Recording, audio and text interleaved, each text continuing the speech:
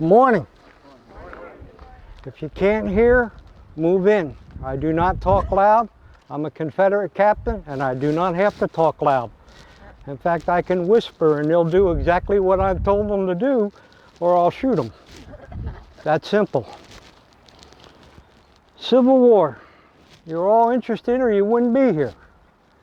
I represent the South. I represent a group of men that come out of Athens, Georgia, Clark County, Georgia, fought through the entire war, and I'll tell you a little bit about them at the end of the presentation. The weapons that they're carrying and the way that we fought the war, we used Napoleonic tactics. Napoleon was the man that designed how major armies are going to fight one another. And both sides of the Civil War, the commanding staffs of both sides basically went to West Point and knew each other. They were friends.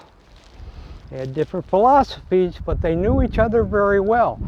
What I'm showing you today, we could go back in our tents, put blue uniforms, walk out here, and basically I would tell you the same thing.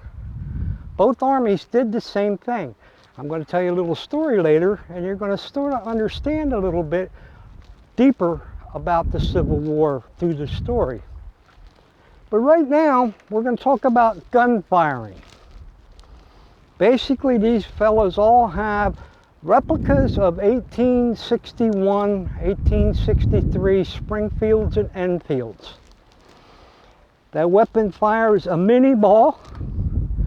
A mini ball is 1 ounce of lead, looks like a football, and has 2 or 3 circles in the bottom of it. When the explosion occurs, it causes the bottom of the lead to spread out, causes the ball to make one twist up the barrel. One twist. It only spins one time, but it comes out in a spinning motion. It's like throwing a football and throwing a basketball. The early weapons was a round ball, and you know you can't throw a basketball very far versus a football. Early weapons would kill you at 50 yards. This weapon will kill you at 500 yards. Now 500 yards don't mean much to you. I realize that.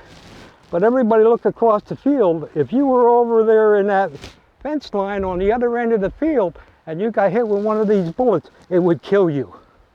The killing field would be a little longer than what this field here is, because that's about 400 yards over. Well, another 100 yards and you understand that the weapons were very deadly. Our tactics, though, are designed for weapons that'll kill you at 50 yards. And as you go through the firing demonstration, everything's based on a 50-yard kill ratio. By the time we get to 1863, if you people can't hear, you got to come down here. By the time you get to 1863, we realize that we can't stand shoulder to shoulder anymore, and we start building earthworks. There are earthworks at Gettysburg. Earthworks are nothing but a predecessor to trench warfare. So we start the Civil War fighting one way, and we end the Civil War fighting another way. We start the Civil War, civilians aren't involved, towns aren't involved.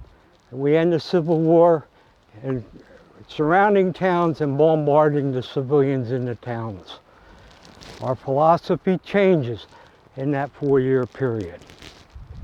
Now we spend our whole entire life today, like we did then, teaching young boys and girls not to fire a weapon to kill anything. We go hunting and kill something to eat, but not to shoot somebody.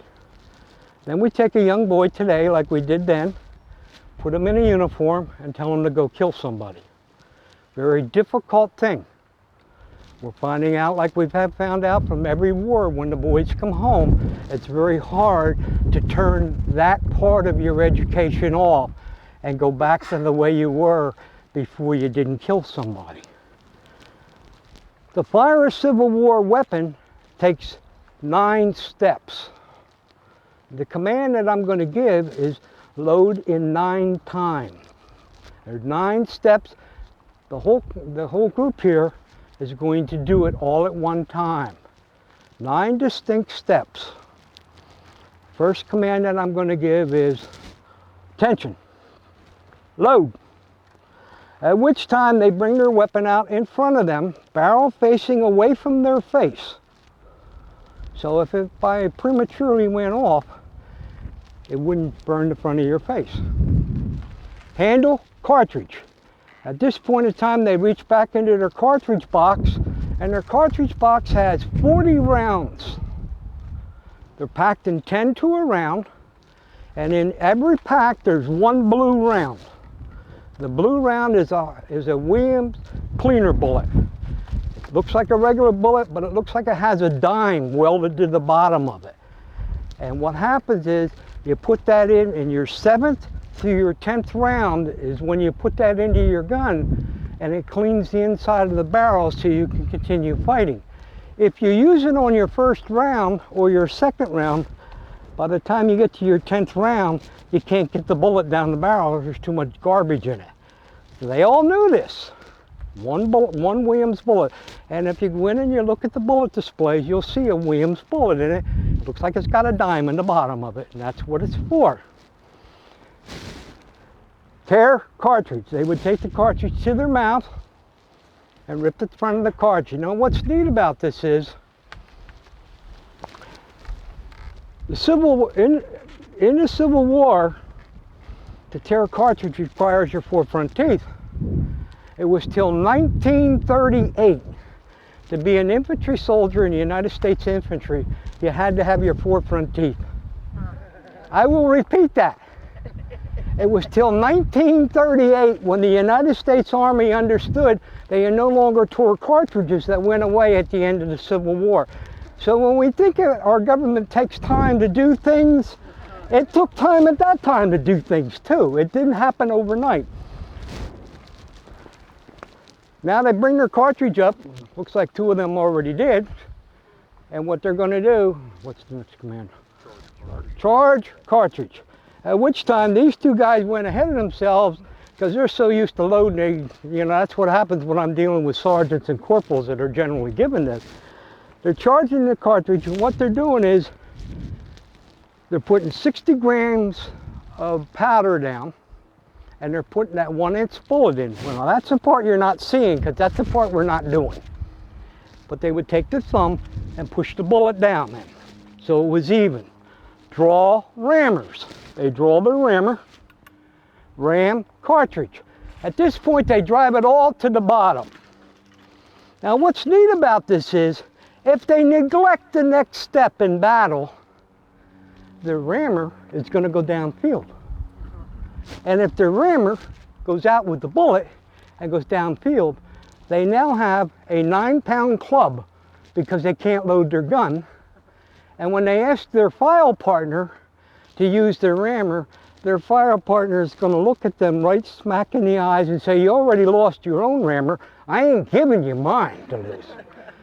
So, but in the heat of battle, you would see rammers go downfield, and they would have to grab the next fellow's rammer to do this. Return rammers. They bring the rammers back. At this point, I'm going to have to bring them and wheel them around from you because right up to this point, the gun is totally safe. But the next step, it becomes a real gun.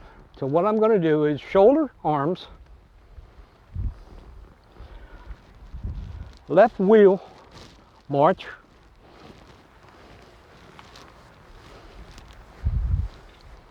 forward, march, halt, left wheel, march, halt. Prime. The word prime, they're going to take a cap. It's a little cap. They're going to put it on a nipple. For all of you that have ever fired a cap gun in your life, the cap gun has a red strip with black dots on it. The black dots is fulminated mercury. That's what's inside the little brass caps. The fulminated mercury is what makes your cap gun go bang, and if you do it at night, you'll see sparks come off of it. The spark comes off, goes down through the nipple, follows the firing channel, goes in, lights the powder explodes, drives the projectile out. We got them primed. Next command would be ready, aim, fire, recover, arms, load. So what you're seeing is the 9 steps. Now we'll let them load them. In the Civil War time, to load and fire a weapon, the average soldier, north and south, could fire his gun 3 times in 1 minute. Now this is important, but 98% of all the reenactors, including myself, cannot load and fire my gun 3 times a minute. I have tried. The best I've ever done is 1 minute and 5 seconds, and I'm not putting a bullet in. They were very good at doing this compared to us today. Now what's important is, I'm going to show you. Ready, aim, fire, load. What happened now, I've got a 20-second interval, 20 seconds that I cannot defend myself. In 20 seconds you can cover this whole field. You can be in my line and I cannot protect myself.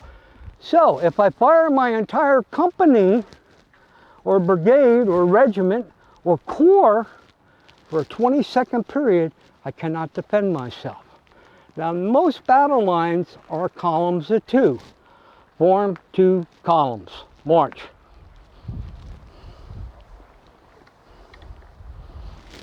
Most battle lines are in a column of 2. The second way I can fire is I can fire my front rank. I now have 2 ranks, which I would normally have. I can fire by rank, firing by rank, front rank, ready, aim, fire. My rear rank is still loaded. So I now took from firing 3 times a minute to firing 6 times a minute. I cut it in half, but I've given up half my firepower. Napoleonic tactics are to fire as much lead down the field at the enemy. You don't aim, you point it. You don't aim like today. You point it in the direction that you want the bullet to go in the Civil War time. So the idea was you get the first fire off, you're going to bring down some of your enemy before they can return back to your fire. If any of you have seen the movie The Patriot, you can see that very well demonstrated towards the end of The Patriot when the English and the Patriots are fighting. You can see that the Patriots get the first round, the English get the second round of fire, and the Patriots fire, but the lines are getting smaller and smaller. That is Napoleonic tactics. Rear rank, ready, aim, fire. See, I was here talking away, but I was protected. All along I was protected. Form 1 rank, march. So I've now showed you 2 ways of firing. One, everybody fires at one time, firing by company. Second rank, firing by rank, front and rear rank. The third way of firing is going to be firing by file. Each 2 men is a file. It is one of my most favorite ways of firing. If you go to a reenactment and you see the USV or the Mifflin Guard or Jackson Corps or the A&V, one of the bigger units out on the field, and they got 10 companies up there, and they do this command, firing by file. It's a beautiful thing to watch because each company starts firing.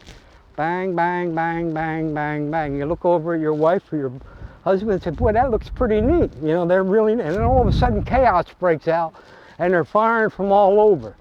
It is the only command in the Civil War that allows you to load and fire your gun at your own rate after you fired your first round.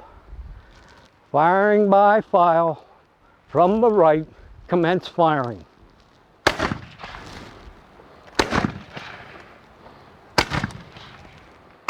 If I had my full company here, I would have 41 guys. There would be 20 files. They would come all the way down to the end. And now, as fast as you can load your gun and fire, you're going to fire. So after you just look to your wife and husband and say, boy, that looked really neat, all of a sudden chaos breaks out and they're firing from all over. and you think, man, these guys really aren't firing much. Ceasefire. These guys aren't firing much. They fired real neat. Now it's chaos. Now you know there was a command given and they were following. They're going to continue to fire until they hear ceasefire. It's the only time you can load and fire your weapon without somebody telling you to do it. Either side. Now I'm going to make the weapon safe, and I'm going to have them prime. Prime. This is a safety factor to make sure that the guns are, in fact, fired and empty of powder. Ready. Aim. Fire. Recover. Arms. Fix bayonets. Now what I'm going to do is I'm going to bring them around, and I'm going to let you people sort of see what it was like to look at cold steel coming at you. There are very few bayonet charges in the Civil War. Why? Because the weapons will kill you at 500 yards, not 50. You can't get to me with a modern weapon. The other unique thing about a Civil War bayonet is it makes a three-side cut, makes a triangle cut. Now for all you laymen like myself, that doesn't mean much, but if you were a medic, you would know that a triangle cut is one of the hardest cuts to fix, because you can fix two of the three sides. One side will always rip open. The idea is the side that rips open will become infected. Eventually they'll cut your arm off and I've gotten rid of you without killing you. After the Civil War, they said it was too inhumane to have a three-sided bayonet, and they outlawed them. Now, that's sort of being a hypocrite when you say a weapon is inhumane, but that's the way we work. So I'm going to move them around here. Give me a chance here, and then we're going to show you.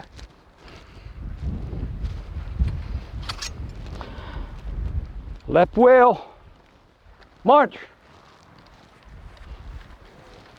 Forward, march. Halt. We marched in columns of 4. We fought in columns of 2.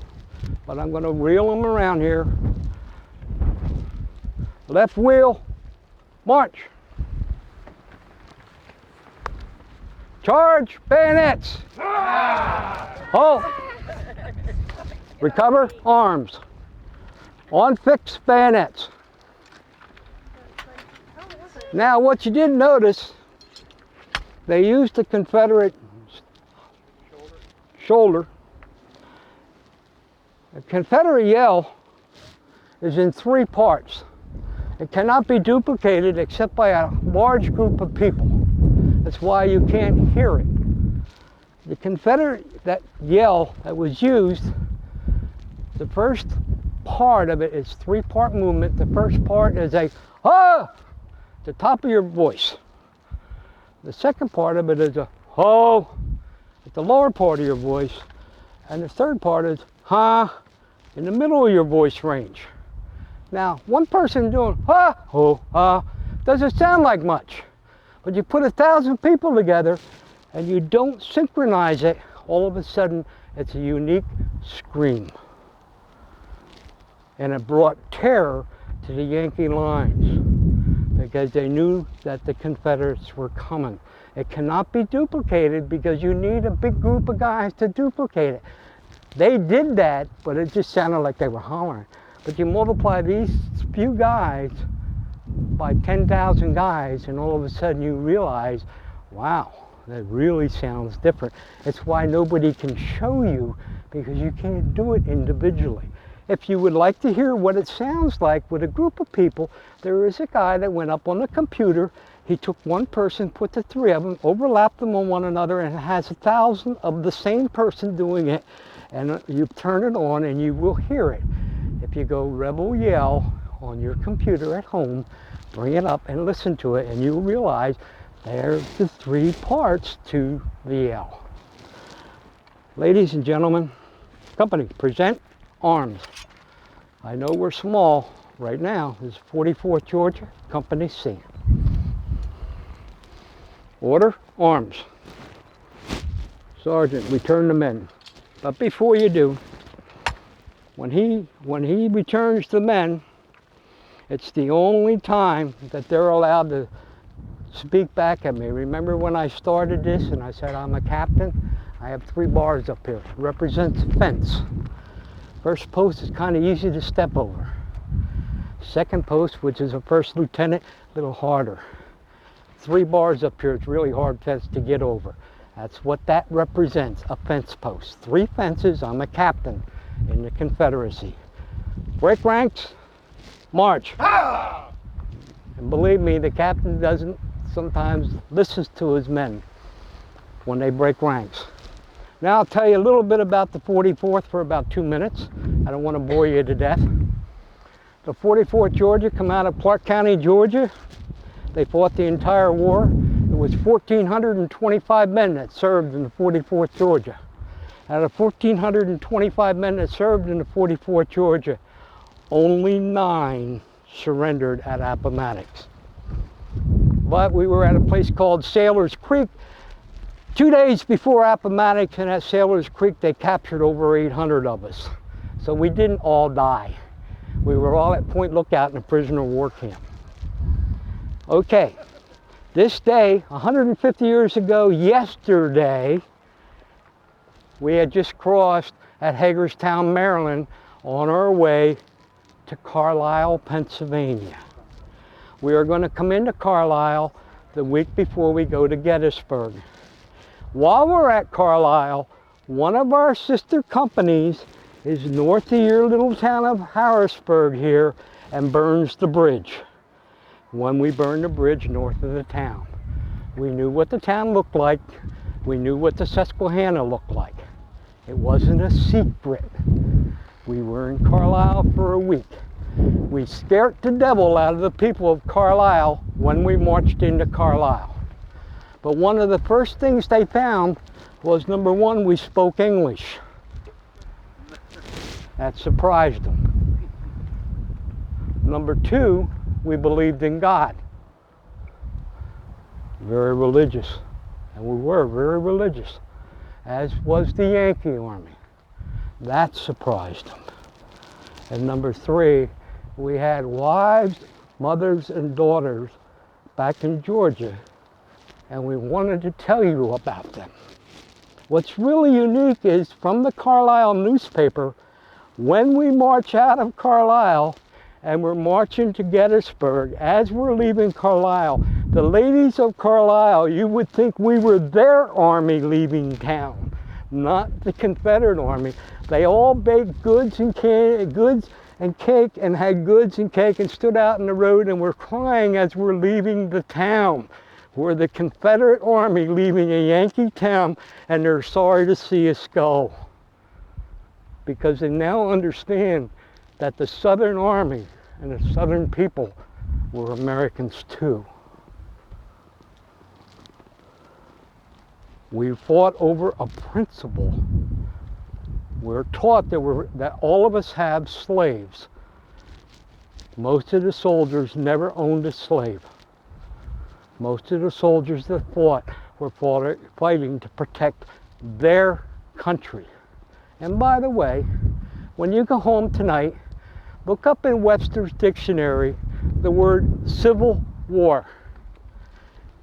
And Daniel Webster says the Civil War is when people of a nation and split into 2 groups and try to overthrow the government of their nation.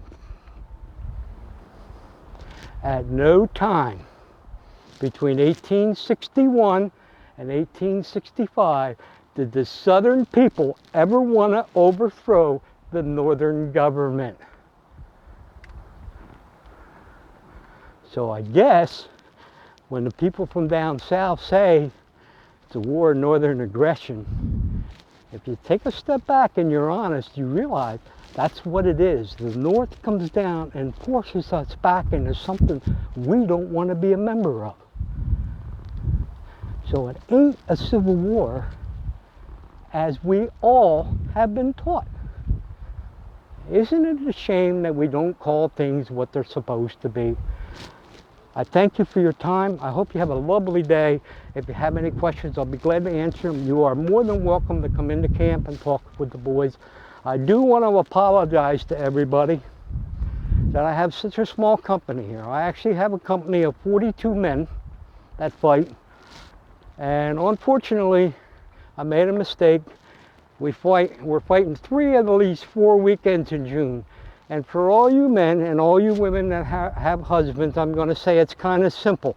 I can go away maybe 1 weekend a month and my wife will say fine.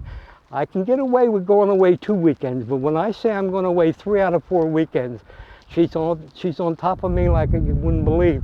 No, you're not, and that's really what our problem is. We got the 150th Gettysburg.